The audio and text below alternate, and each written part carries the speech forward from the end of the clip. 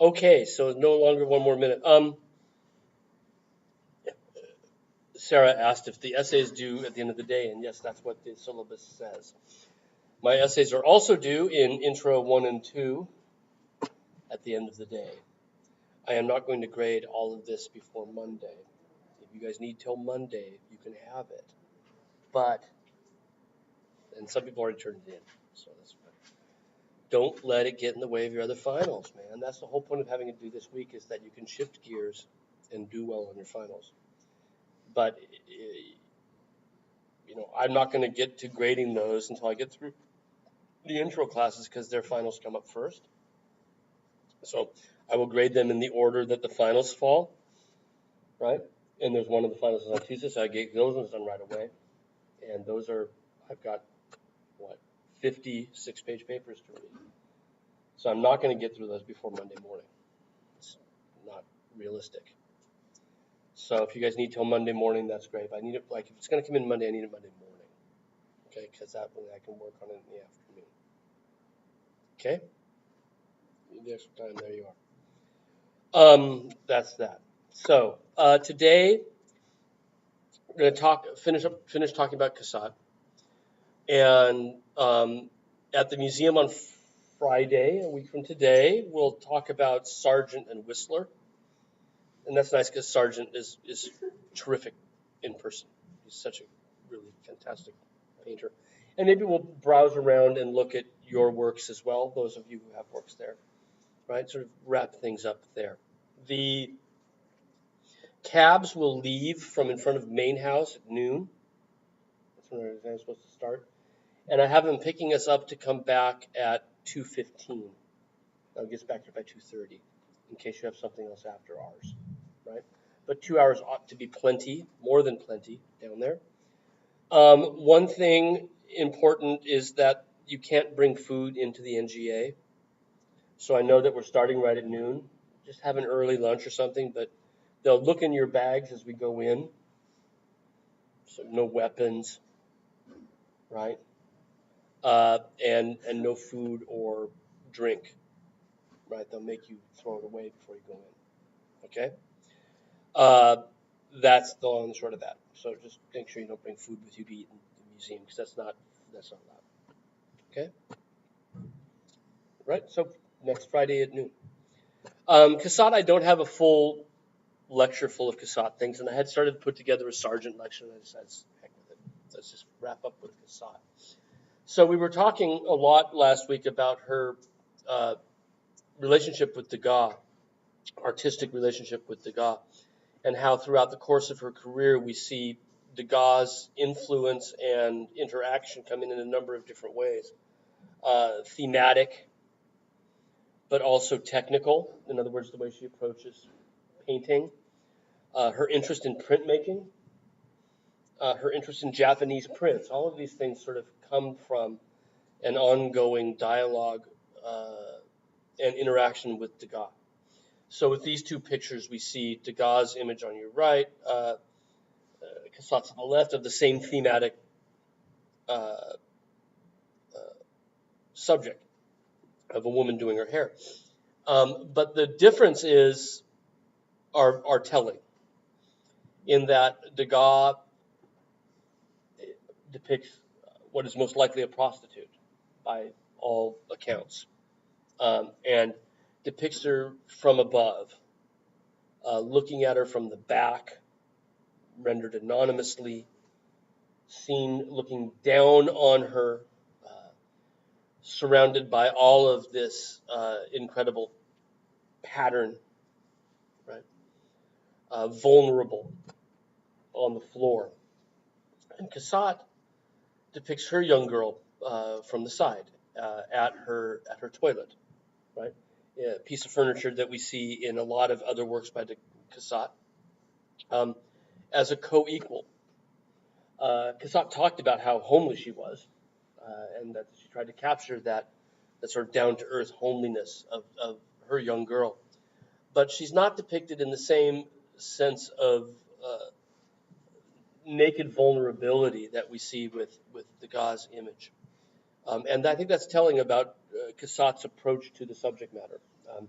which most scholars of 19th century art say has everything to do with her gender, like a woman's approach to the same subject.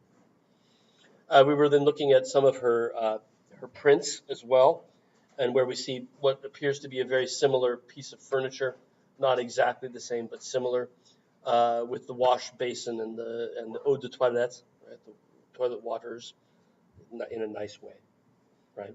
Uh, and even though naked, seen from behind and not as vulnerable looking as they are in Degas' work, right? These are a combination of etching and aquatint, where you put a resin on the surface that you etch and allows you to get fields of tone. And then it's wiped distinctively in the different areas with different colors. Technically extraordinary to be able to wipe those yellows and greens in amid the blue carpet, for example. Right? I don't know how, or get the greens and the reds next to each other, because I don't think that it's passed through the press more than once. And I do believe that the inks are all applied to the plate rather than hand painted. Right? And then we were looking at the degree to which she borrows from Japanese prints, and again, the interest in Japanese prints comes out of a shared interest she has with Degas in these works.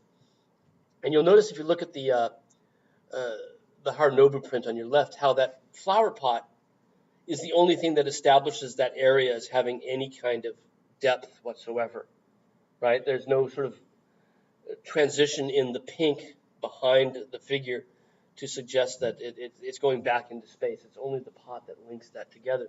And you can even see that whoever wiped the plate, the area around the hands probably ought to have more of that pink, right?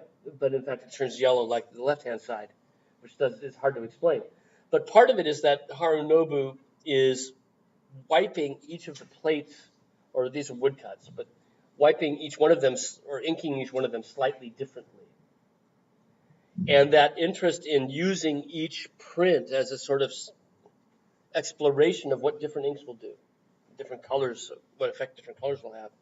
This is something that also Cassatt picks up on. So I have a second impression of both of these to show you, right? And you can see the degree to which the changes in color affect the overall mood of the piece, right? So here, let's go back now, go back and forth, right? The bottle's a bit more blue there. Look at the colors in the robe of the Harunobu, and you'll see that they shift drastically because each one of them is inked differently, right? And Cassatt picks up on that and treats many of the impressions as sort of unique, independent works. Right. Then at the end of class, we began to sort of talk about Cassatt's interest in images of families, particularly mothers and children, and images in public as well, and trying to explain the degree to which Cassatt illustrates for us some of the anxieties of women in public in 19th century France. The fact that even when you're out on an innocent venture, taking a child out to enjoy a boat ride or hanging out, traveling from point A to B in the bus, there's a wariness to being on display, the knowledge of that. And we've seen that run through all of her work, even back into the images from the opera. That admission, that sort of implicit admission that she is on display. And Cassatt, with the boating party, making the visual dialogue between the oarsman and the woman, the fact that he's looking at her while she looks away, she doesn't match his gaze, right? As a sort of crucial part of the dynamic of that picture. How the woman on the left in the more orange and the bigger hat, protectively looking off into the distance, aware that women out in public run the risk of having issues. Mothers and children remain a strong theme for Cassatt, and we see it running through a significant amount of her work. These domestic scenes and scenes of motherhood. And again, many of them derive from themes that that other artists had done, Degas and other members of the Impressionists as well, but also themes that she had found in Japanese prints. Right? And she has a great sensitivity toward the interaction of mothers and children, and a great sense for how children behave or don't behave, fidgeting on laps or chairs, squirming around, avoiding the bath. She's got a great sense for these. But there's also an amazing sort of dutiful tenderness to these works, right? The child picking fruit, I think, is about where we left off in the last class, where um, she bends the branch of the tree down so the child can reach the apple. And even though the mother's face is blocked by the child's, there's this wonderful symbiosis that happens there as the colors sort of meld between her dress and the child and her face and the child's. And even though she's very sculptural here in the 90s with her paintings, have a really strong three-dimensional solidity, which is fascinating when we think about the flatness of the prints. And with the painting, she's going to do things that she can't do in the prints by emphasizing this sculptural quality. And despite all of that, there's this sort of melding of forms that comes together that adds to her overall interest in mothers with children. It's about the relationships of mothers and children, and really focusing so strongly on that. We talked about the fact that the one on the left from Richmond is a picture that reflects a major commission she had for a series of 3 mural pictures in Chicago. Even though she was living in Paris, her fame had stretched back to the States. And she had received a major commission for a series of 3 murals in Chicago. And she chooses as a theme modern motherhood. And each of the themes is about women of different ages, like 3 ages of man is an old school theme. But with painters, we always saw it as 3 ages of men, right? Not the 3 ages of mankind. So young man, adolescent man, and old man, right? Or mature and old. And so Cassatt chooses for murals the 3 ages of women as a theme for modern motherhood. And each one of them, they're picking fruit, right? So this is the first of the 3 with the infant picking fruit. And although the mural would have been sort of different, but this reflects the idea. The murals were temporary and were torn down with the exhibition, right? This was the Columbian World's Exhibition in Chicago in 1893. And all of the buildings that were made for it, the White City, were temporary buildings, and they all were torn down at the end of the exhibition. And that was the norm for World's Fairs, right? It's the rare thing when the Eiffel Tower stays up, right? That was from the 1889 World's Fair. It was intended to be a temporary structure and stayed up. Or the Space Needle in Seattle, right? It was for a 1963 World's Fair. It was intended to be temporary, right? But these things became popular and blah, blah, blah, blah. Well, the building that Cassatt's was in, one of the American pavilions at the 1893 World's Fair, was torn down. So we only have reflections of what was there, and this was one of them. Was this theme, right? So she sees it as a sort of antithesis to Eve, right? Where the fruit is not temptation so much as it is empowerment, which I guess it was to Eve as well. But she sees this as a positive thing, that women should have access to knowledge, right? Should be able to partake in things without being prohibited by male power structures, if you will. Now, she would not have phrased it in those terms. That's a very modern way of talking about it. But she would have been thinking about these ideas about gender inequality, right? And opportunity, inequalities of opportunity that existed for women, and used these pictures as a way of sort of suggesting that more should be available, the knowledge. And at that point in her career, she's as the write-ups of her, she's as good as the boys, which is rude, but really a great amount of praise at the time, regardless of how rude it is in the long run. These themes coexist in different media for her. Again, she's very fluid in going back and forth between paintings and prints with the same themes and picking up on the different ideas from one to the next, right?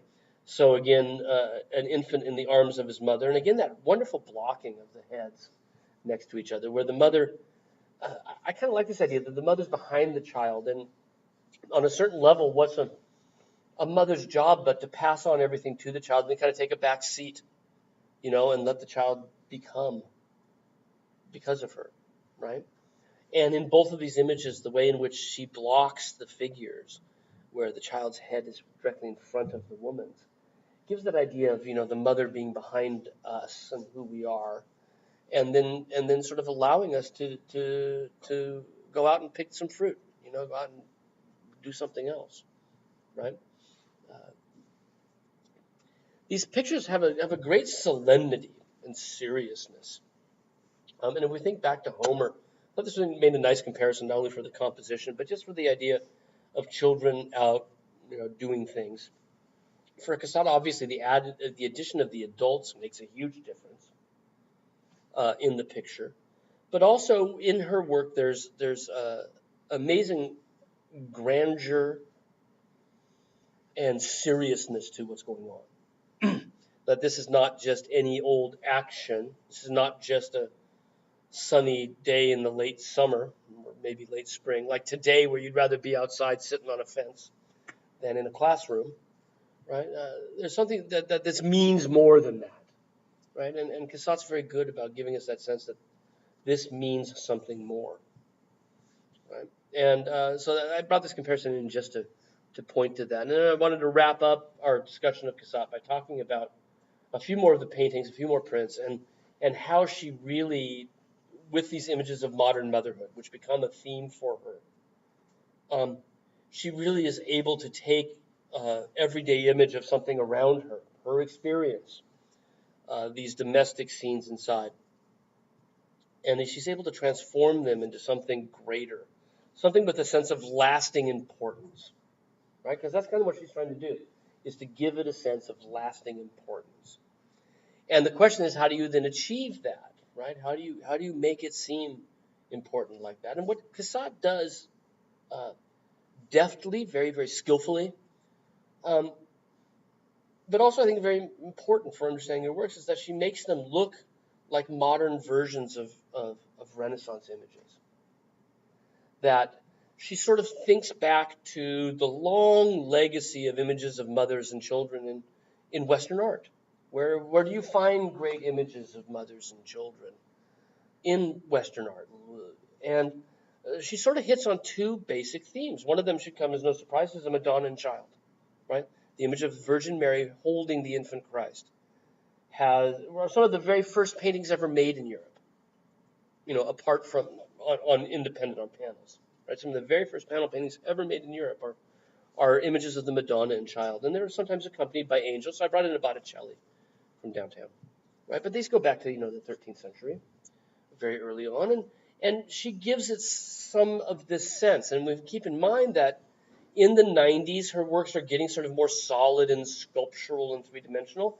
It might well come out of the fact that she's throwing her net back to Renaissance art and adding a sense of that solemnity and grandeur and importance by envisioning the modern mother as a sort of secularized Madonna,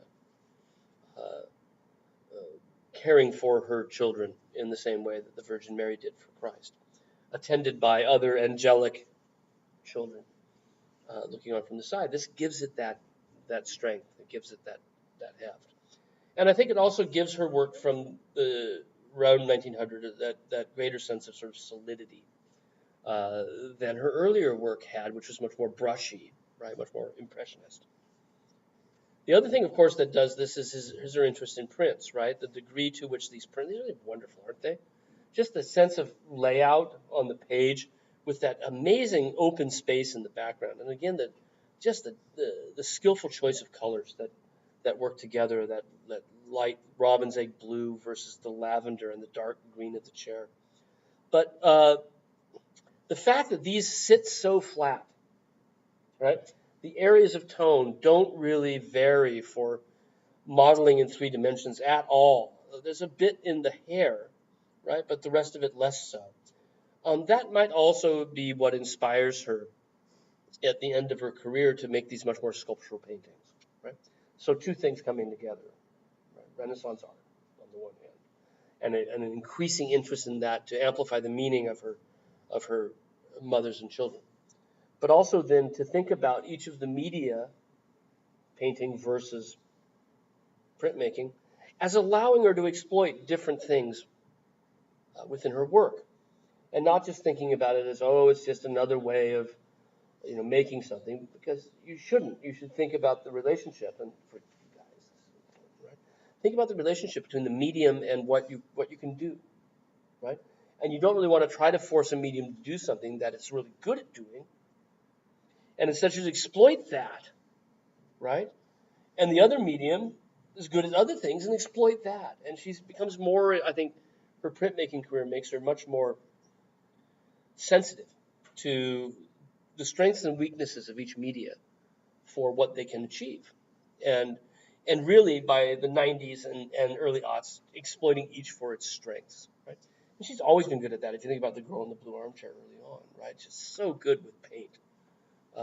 But also realizing then that her prints allow her to do something that the paintings didn't. Ashley's been working on this one, right? Now there are, because it's a print, there are impressions everywhere. So you chose one of the impressions from the Women's Museum, but there's also impressions at the National Gallery, and I think also up in Baltimore. There are impressions of this. And again, it's worked through multiple states. Again,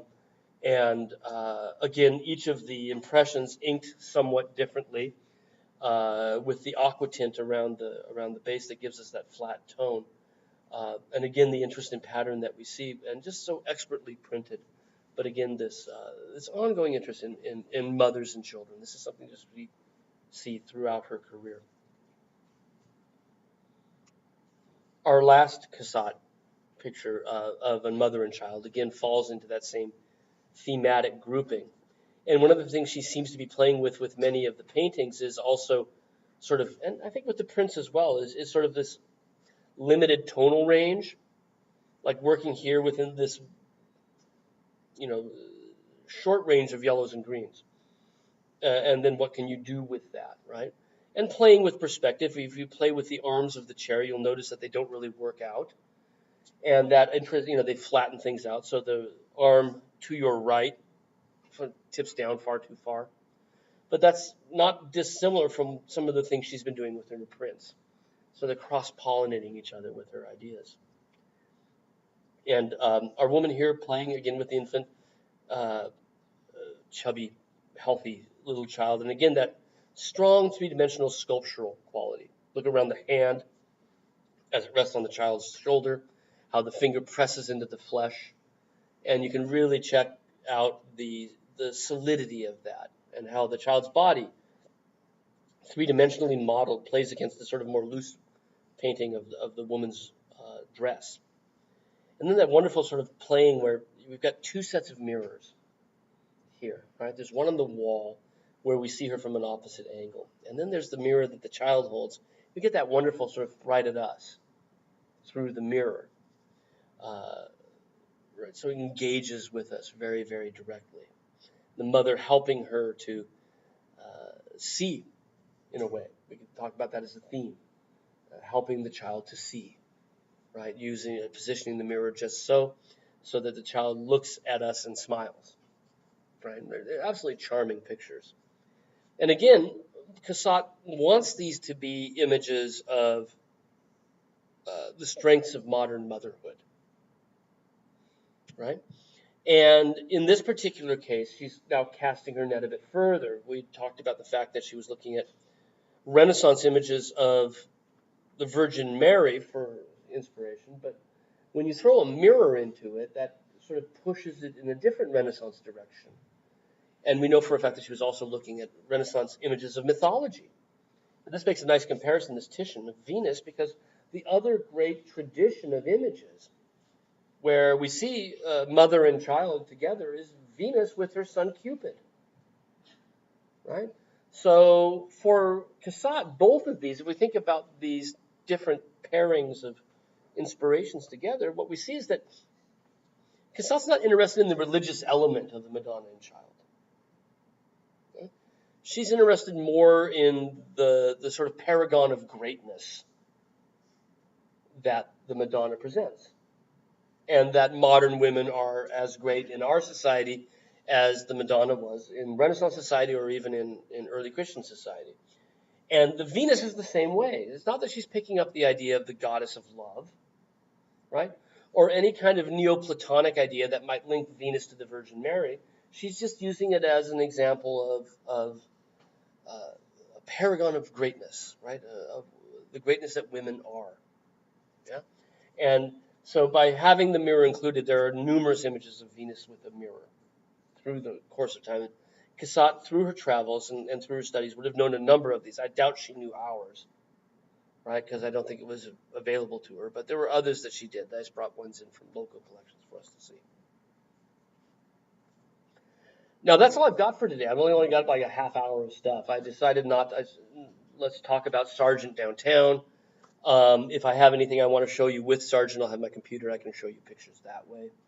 Right. So on Friday next, we're meeting in front of the White House, in front of the main house. It shows you where my news cycle has been recently. Right? In front of the main house at noon. Right. Try to be there a little bit before noon. We're going to try and leave at noon. Okay. We'll be going to the National Gallery. We'll be looking at Sargent and Whistler in particular, and anything else you want to. Right. The plan is to come back a little after 2. Get back here around 2:30. If you are not going down with us, or you are not coming back with us, I need to know today by email. Okay, I've already put the cab request in. I need to make changes today, right, if we're going to have changes. Because otherwise, Marymount pays for an empty cab, right, and that's just not good. Right, that's a good way to get that program to end. Yeah. So let me know today by email if you are either meeting us there or leaving in your own direction from there. Okay? Remember that this is not an optional trip, that if you miss it, I will look at it as you got a worse grade on your final than you did on your midterm. If you do make it, I will take it as you did as well as or better on the final than you did on the midterm. Right? But it will be a relatively informal presentation and talk about these things. Okay? So, papers, don't let them get in the way of your other work. And since I've got 50 other papers to read this weekend, if you guys want to turn them in on Monday morning, that is fine, but morning, because that's when I hope to start grading yours. That's kind of my schedule, right? So start grading yours on Monday morning. So, if something goes wrong between now and when you're turning it in, if you get dismembered, right? Your hand gets cut off in a freak lawn mowing accident, let me know as soon as you can. If you lost your hands in a lawn mowing accident, I would probably hear about it. But, right, just let me know if something goes horribly wrong, right? Goodness knows computers seem to break down often during test week. So let me know, okay? Otherwise, I'll look for your papers sometime between now and Monday morning, okay? I will email you back when I get them, so you'll know. Any other questions on that? All right, you've got an extra 45 minutes to work on finishing those papers up, right? Or just go bask in the 90-degree weather outside, right?